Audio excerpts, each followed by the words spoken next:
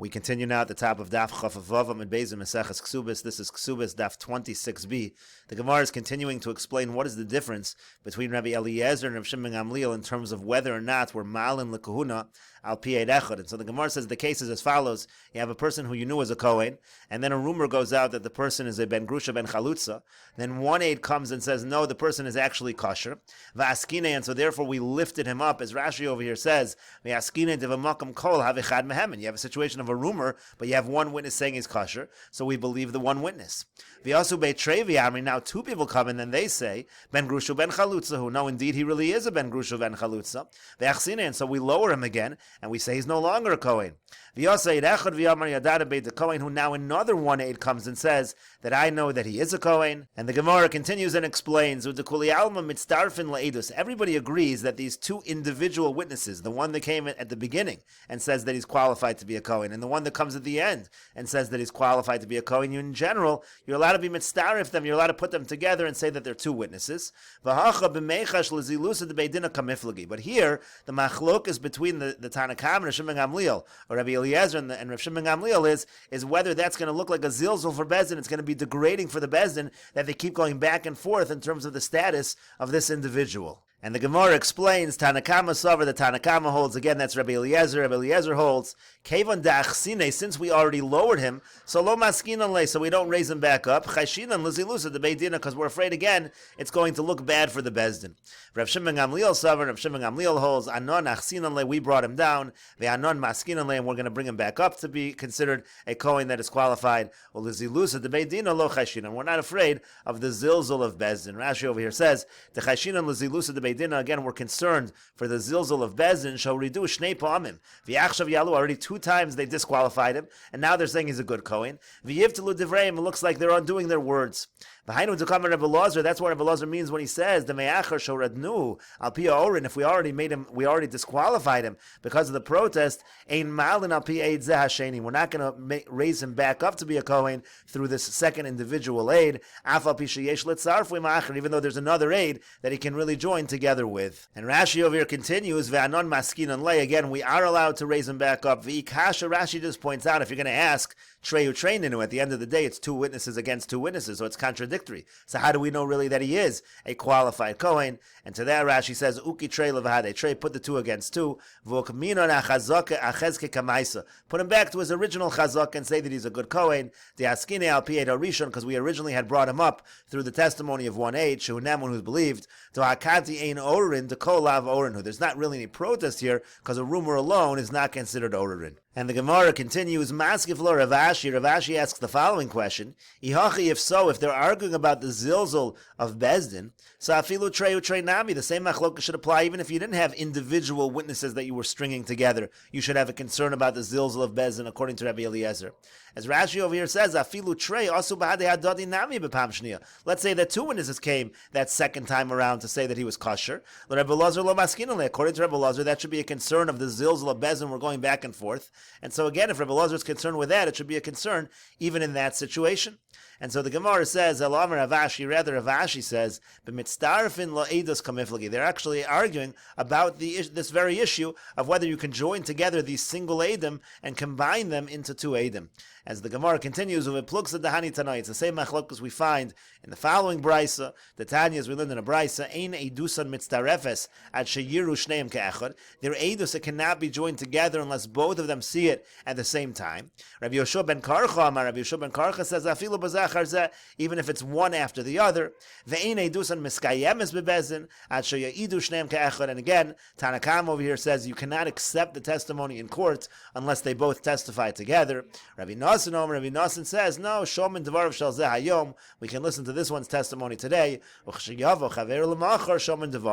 his friend comes tomorrow, we can listen to his testimony. In other words, you see here the very same Machlokas Tanoim. Can you have the 2 witnesses come at separate times, or do they need to come together? And Rashi over here explains that sheyiru shneim ke'echad. Again, the first part of the brayso is they have to see the testimony together, and so edus they have to see what happened.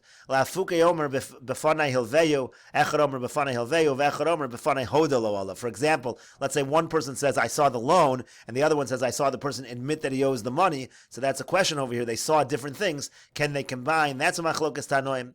Ve'inei dusan miskayemis l'skabel bebezdin. And you can't receive that testimony in Bezdin. Ve'afilu ro shneim ke'echad. Even if they both saw at the same time, they both saw the event together, but the question is again, can they testify at different times? Upluksa achrisi, Rashi just notes that there are two separate machlokas in here. One machlokas tanoim is whether they have to see the same incident, and the other machlokas tanoim is whether they have to testify at the same time in court.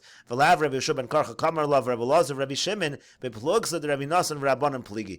Rashi points out Rabbi Lazar and Rabbi Shimon, they're actually arguing in the machlokas between Rabbi Nasan and the Rabbanan, again not in the first machlokas in the brayso of Rabbi Yeshua ben Karcha's machlokas. They're arguing about the machlokas between the Rabbanan and Rabbi Nasan, again, whether in the court they have to testify at the same time, or they can testify on different days. And the Gemara continues with the Mishnah, Ha'isha shenechbesha b'dei ovdei kochavim. Let's say you have a situation of a person's wife and she's captured by the idolaters, al yedei mammon. So if they're capturing her because they want to collect money from the husband, so mutaris labala, so then she's going to be permitted to her husband. The assumption is that she was not violated. Al yedei nefashos, but if they're taking her for a capital offense, asura labala, then she's going to be prohibited to her husband because the assumption is that she was violated.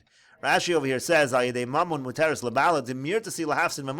to lose their money. When they're taking her for money purposes, they don't want to lose that money. Therefore, they're not going to treat her like hefker. They're not going to violate her. But however,